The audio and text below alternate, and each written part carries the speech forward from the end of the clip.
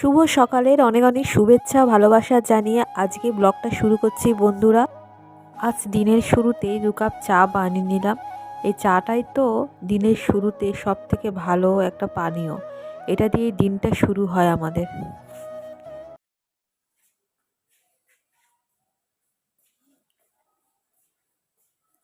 চা গেয়া,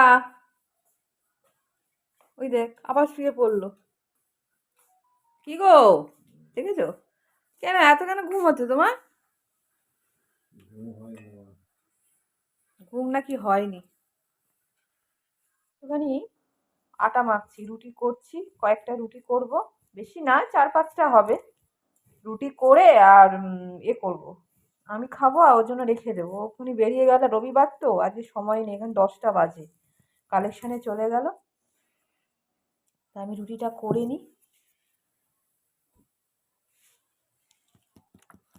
কারণ রুটিটাই ভালো বুঝলে শরীরের পক্ষে। ভাজাভুজি এ কদিন ধরে প্রচুর খাওয়া হচ্ছে। চল আটাটা মেখে নিই, তারপরে তোমাদের সঙ্গে পরে আবার কথা বলছি।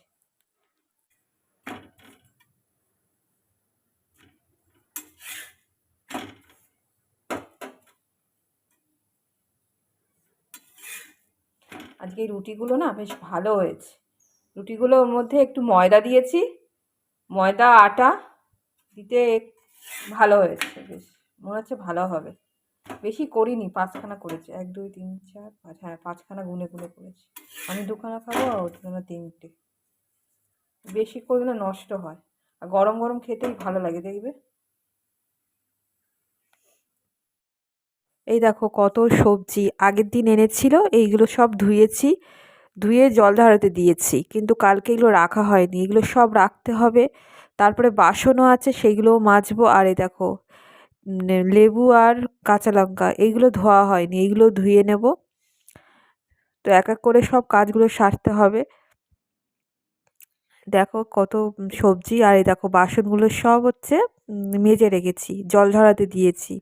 আগের দিনকে বাসন মাজা হয়নি, ওই জন্য মেজে নিয়ে এখানে জল ঝরাতে দিয়ে দিলাম, তারপরে বাকি কাজ এখন সারবো। একটু চা না খেলে হচ্ছে না, আবার একটু চা বসালাম, ভালো লাগছে না। আর বন্ধুরা ওই যে সেলফটা পুরো পরিষ্কার করেছি, বুঝতে পারছি না, আমার মাথা নিজেই গুলিয়ে যাচ্ছে কোথায় কি রাখবো। মোটামুটি করে রেখেছি, বাসন টাসনগুলো রেখেছি। বাসনের র্যাকটা যদি ওখানে রাখা হয় তো ভালো হতো, কিন্তু দেওয়াল যদি কোনো ক্ষতি হয় ওই জন্য করতেও পারছি না। তো দেখি কি করি। আসল মানে জিনিসপত্রগুলো না আমাদের তো কি বলবো, রান্নাঘরে সেই নেই, ব্যবস্থা নেই, কাক, ওই জন্য খুব অসুবিধে হচ্ছে। জিনিসগুলো ঠিকঠাক করে রাখতে হবে। এই কন্টেনার বেড়ে গেছে, এত কন্টেনার, সাদা কন্টেনার, কিছু কন্টেনার বাদ দিয়ে দিলাম, ওই প্লাস্টিকে রেখেছি, ওখান থেকে কন্টেনারগুলো সরালাম, সব ধুলো হয়েছিল সেগুলো মেজে ঠিকঠাক করে রাখলাম। কি আর দেখাবো, সব নোংরা হয়েছিল। এই জায়গাটা একটু পরিষ্কার করেছি, এইখানে এখানে কন্টেনার ছিল, সেগুলো সব মেজে টেজে মোটামুটি রেখেছি। এই স্ট্যান্ডটা যদি ওখানে রাখা যেত ভালো হতো, কিন্তু ওই দেওয়াল যদি খারাপ হয়ে যায়, আর অনেক জিনিস আছে না, যেমন রুটি করার এইটা, এটা ঝুলিয়ে রাখার ব্যবস্থা, তারপর চামচ ফামচ ঝুলিয়ে রাখার, তারপরে হাতা খুন্তি সেগুলো রাখার ব্যবস্থা, এটা খুব অসুবিধে। যেগুলো বাসন থেকে সব উঠিয়ে দিলাম, মোটামুটি বাসনগুলো এখানে আছে। আর এই যে তাকটা, এটাও ঠিক করলাম, আবার তো রাখি, এর ব্যবস্থা করতে হবে যদিও। কাঁচা পেঁয়াজ এখানে রেখেছি, কাঁচা পেঁয়াজের এইগুলো বাদ দিয়ে গাছ বসিয়েছিলাম। চলো, আজকে রান্নার অতটা ঝামেলা নেই, ভাত আছে, কালকে কাটছে অনেকটা ভাত আছে, ভাতটা গরম করে দুজনে খেয়ে নেবো আর সেদ্ধ বসাবো, কারণ ওবেলা নেমন্তন্ন বাড়ি আছে, সেই জন্য আর কিছু করিনি। ওই জন্য এই জিনিসগুলো সব গোছাচ্ছিলাম। শীতের বেলা হু হু করে চলে যাচ্ছে, কিছু বোঝাই যাচ্ছে না। তো আজকে রান্না থেকে একটু রেহাই পেয়েছি, আজকে যা হোক করে একটু সেদ্ধ করব। অনেক দিন পর সেদ্ধ করছি, করি না বলতে গেলে, আমি না ভাবি এক আরেক করি, মানে প্রতিদিনই ভাবি যে যা হোক করে রান্না করব, কিন্তু কিছুতেই হয় না। আজকে করতেই হবে, কারণ আজকে নেমন্তন্ন আছে রাত্রেবেলা, সেজন্য আর বেশি রান্নার ঝুঁকি নিলাম না। আর জানো তো, একটুখানি যদি সময় পাই তাহলে বাড়ির অনেক কিছু কাজ সারতে পারি, সেটাই করলাম। ওইখানে বললাম না তোমাদের, ওই রান্নাঘরের ওই জায়গাগুলো সব পরিষ্কার করেছি। কন্টেনার ছিল কত, সেগুলো সব গুছিয়েছি, গুছিয়ে একটা জায়গায় রেখেছি। একটু একটু করে সমস্ত জিনিস সরিয়ে সুন্দরভাবে গুছিয়ে রাখার চেষ্টা করছি। আর এই দেখো, সবজিগুলো সব প্লাস্টিকে করে রাখি যাতে নষ্ট না হয়ে যায়।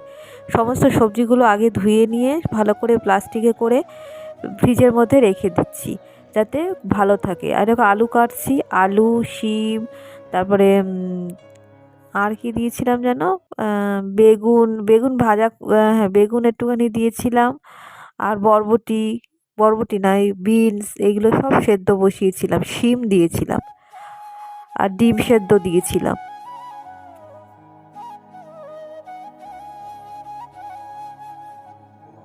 বহুত দিন যাবৎ বন্ধুরা মুখের স্কিন একদমই খুবই অপরিষ্কার, কিছুই তো মুখে যেমন চর্চা করা হয় না। আজকে একটু সময় পেয়েছি, সেজন্য একটা প্যাক তৈরি করে নিলাম। হলুদ, তারপরে একটু মধু, আর বেসন, আর টমেটোটাকে গ্রেট করে নিয়ে দানা ছাড়িয়ে রেখেছি, সেটাকে একটা প্যাক করে নিলাম। এটা করে নিয়েছি, এবার ফ্রিজে রেখে দেবো, যখন মনে হবে তখন এই প্যাকটা লাগাবো। মুখের পক্ষে খুবই ভালো, যতটুকু ভিটামিন, যতটুকু দরকার সেইটুকুই নিয়েছি।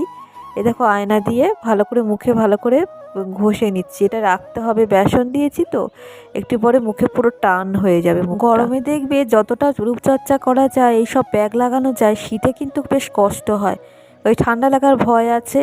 অনেকদিন ভাবছি, কিছুতেই হয়ে উঠছে না। আজকে তো একটু সময় পাওয়া গেছে, সেজন্য প্যাকটা তৈরি করে নিলাম। ও হ্যাঁ, কফি গুঁড়ো দিয়েছিলাম। কফি তো খুবই ভালো স্কিনের পক্ষে। এমনিও যদি কফি জল দিয়ে মুখে লাগানো যায় তাহলে বলিরেখা অনেকটা কমে যায়। হাসবে না, ঘন্টায় হাসবি না, কেটে যাবে না হলে। আর আমাদের মেঘ দাঁড়িয়ে দাঁড়িয়ে হাসছে।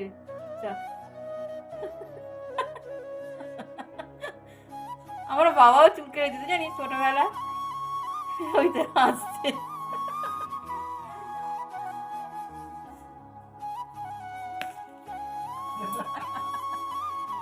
এইসব কাণ্ড দেখে কি হাসি না পাচ্ছে, সবাই আমরা হাসছি, কিন্তু হাসার কিছুই নেই বন্ধুরা। বাবা হচ্ছে ছেলে চুল কেটে দিচ্ছে, এতে আর হেসে কি করব। আর এই দেখো, খাবার দাবার সব সাজিয়ে নিয়েছি, যা রান্না করেছিলাম।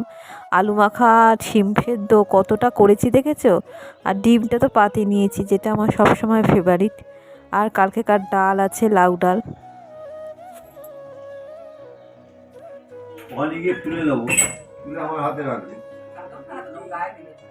শুভ সন্ধ্যা বন্ধুরা, এই দেখো আমরা তৈরি হয়ে গিয়েছি। আর আমার বরকে দেখো কি সুন্দর লাগছে দেখতে, ব্লেজারটা পরে। আর আমাকে কেমন লাগছে বলো, ভালো লাগছে? এবারে কমেন্ট করে অবশ্যই জানিও। সেজেছি কিন্তু কেমন, আমার মনের মতো কিন্তু হয়নি। যেরকম পেরেছি সেজেছি, কিন্তু চুলটা মনে হলো এই ভিডিও। চিন্তা করছে কেন তো? হ্যাঁ, চিন্তা করবো না, এটা চাদর গায়ে দিয়ে দেবো ভালো করে। আর আমরা বেরোচ্ছি, আর মা যেন চিন্তার শেষ নেই, খালি বলছে যে গরম জামা পরবি না তোরা, গরম জামা পরবি না তোরা। আর ওইখানটা যেখানে যাচ্ছি সেখানে প্রচণ্ড শীত। তা আমি বলছি কিচ্ছু হবে না, একটা শাল নিয়ে নিচ্ছি। আর ওর তো রয়েছে টুপি, কারণ এই বাইকে চললে প্রচণ্ড হাওয়া দিচ্ছে এখন, যা ঠান্ডা। আর ওখানে এতটা ঠান্ডা পড়ে, আমাদের এখানের থেকেও চার ডবল ঠান্ডা হচ্ছে ওইখানে পড়ে। সেজন্যই আরও সমস্ত কিছু তৈরি হয়েই যাচ্ছি, আরও জুতো পরে নিচ্ছে। আর মাকে বলছি, মা আমি সাবধানেই যাব, তোমাকে চিন্তা করতে হবে না। শালটা মাথায় দিয়ে মুড়ে যাব, কারণ এই বাইকে পেছনে বসবো তো ঠান্ডাটা লেগে যাওয়ার সম্ভাবনা রয়েছে। পরি কি মরি করে খাচ্ছে না, মেয়ে কুকুরটা আসতে খায়, ছেলে কুকুরটা খেতে একদম। এই দেখো, যাওয়ার সময়টাও ওদেরকে খাইয়ে দিয়ে যেতে হচ্ছে, না হলে না ব্যতিব্যস্ত করে মারছে। অবশেষে বিয়ের বাড়িতে চলে এলাম। আর কি ঠান্ডা জানো তো, ওইখানটায় প্রচণ্ড ঠান্ডা। আর গিয়েই দেখলাম যে আমাদের বাকিরা সবাই চলে এসছে। শ্বশুরবাড়ির হচ্ছে দিব্য, তারপরে আমাদের বৌদি, পিউ, কিন্তু আমাদের জামাই আসেনি, জামাই হচ্ছে কাজে গেছে, তো একটু দেরি হবে আসতে। তারপরে মামুনির দি সবাই এসছে, আর আমার তো খুব আনন্দ হচ্ছে। আর ওদের জন্যই আমার আজকে আসা, কারণ আমাদের ও বাড়িতে অনেক দিন পর বলতে গেলে 4-5 বছর পর মনে হয় একসঙ্গে আমরা সবাই এক বিয়ের বাড়িতে এলাম।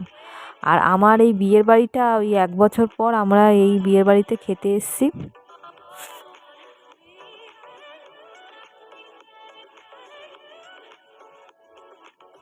আর এই দেখো, এই হচ্ছে বিয়ে বাড়ির প্রধান আকর্ষণ। আজকে বিয়ে বাড়ি নয়, এটা হচ্ছে বউ ভাত, ছেলের বিয়ে। তো আজকে বউ ভাতে গিয়েছি। এটা কার বিয়ে হচ্ছে জানো? তোমাদেরকে বলছি, এই যে দাঁড়িয়ে আছে এটা হচ্ছে আমার মামাতো দাদা। তো মেজো মামার ছেলের বিয়ে, মানে আমাদের ভাইপোর বিয়ে। তো এই দেখো, মেয়েটাও খুব সুন্দর হয়েছে। এটা দক্ষিণ বারাসাতে ওদের বাড়ি। তো বউ ভাতে আমরা সবাই গিয়েছি। আর আমার না খুব একটা যাওয়ার ইচ্ছে ছিল না, কারণ এর আগে আমি এখানে আসিনি সেরমভাবে। কিন্তু ওই যে সবাই একসঙ্গে যাওয়ার একটা আনন্দ আছে। শ্বশুরবাড়ি, ও বাড়িতে যে দিব্য, পিউ সবাই আছি, আর ওরা থাকলে না খুব মজা হয়। যেখানেই হোক যাই না কেন, ওরা থাকলে খুব মজা হয়। আর এই দেখো, এখানে স্টার্টার দিয়ে শুরু করলাম। অনেক রকম পকোড়া হয়েছিল। এখানে হচ্ছে ডিমের ডেভিল হয়েছিল, তারপরে পনির পকোড়া, তারপরে একটা ভেজ পকোড়া, চিকেন পকোড়াটা নিলাম। সবকটাই অল্প অল্প করে নিয়েছি। আর কফি আমি একদম খেলাম না, কফি খেলে না পেট পুরো গোলায়। এর আগে একবার বিয়ের বাড়িতে গিয়েছিলাম, সেখানে গ্যাস হয়ে গিয়েছিল। কিন্তু আমি খাই, বাড়িতে তো দেখেছো কীরকম কফি খাই।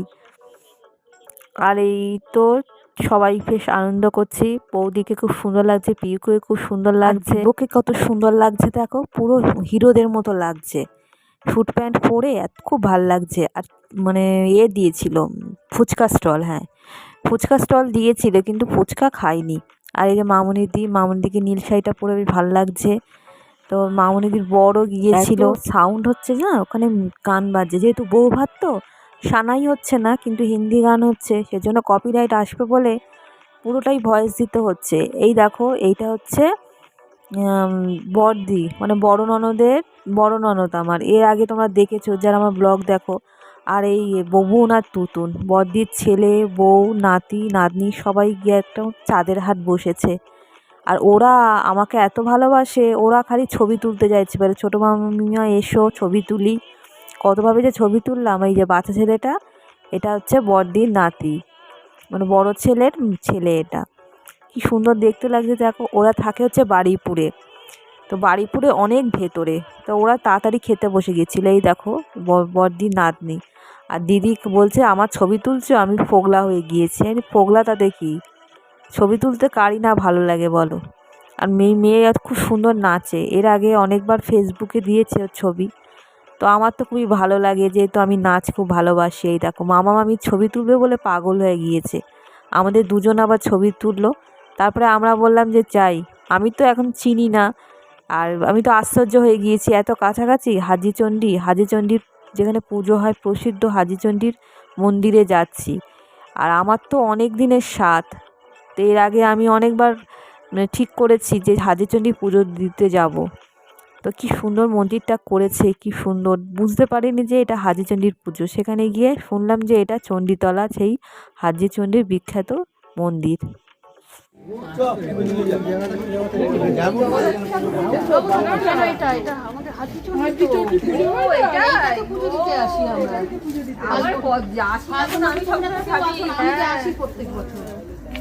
আমি এসছি এর আগে, কিন্তু এত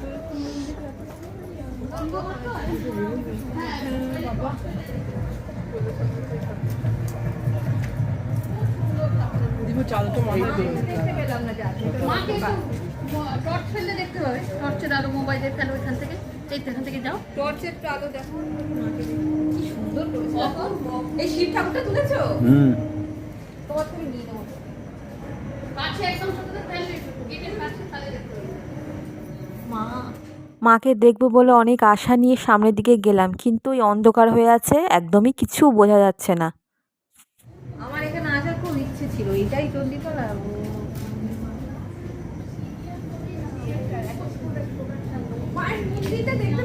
না না, অন্ধকার গেছে।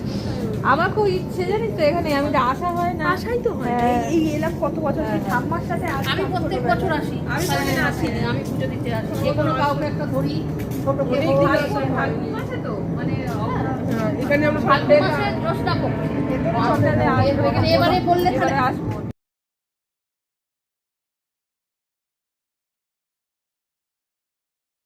এই মন্দিরটা কতদিনের যে ইচ্ছে আমার এখানে আসার, আরে হঠাৎ করে এখানে এসে এত মনটা ভাল লাগছে না সত্যি। আর যদি মাকে দেখা যেত তো আরও ভালো লাগতো।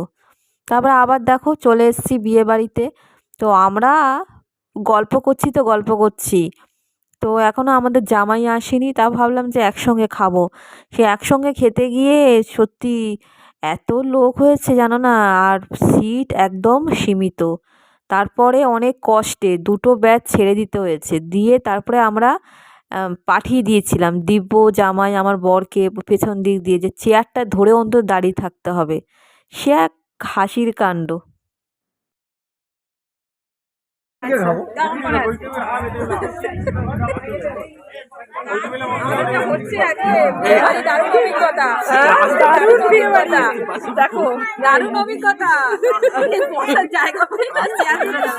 অনেক কষ্টে সৃষ্টে তো সিট পাওয়া গেল। তারপরে লাস্টে দুজন আমার হচ্ছিল না, মানে আমরা মোট 9 জন ছিলাম।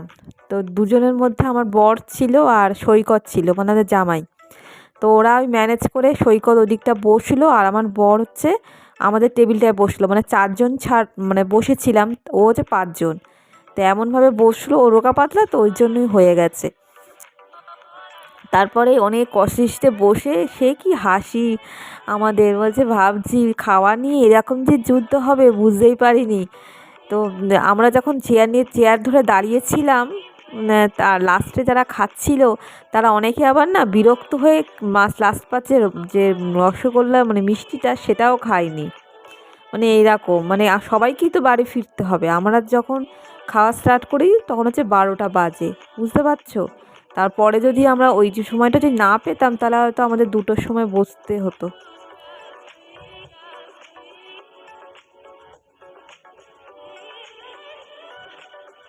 বন্ধুরা রান্নাগুলো প্রত্যেকটা খুব ভালো হয়েছিল, প্রথম থেকেই বলছি তোমাদের।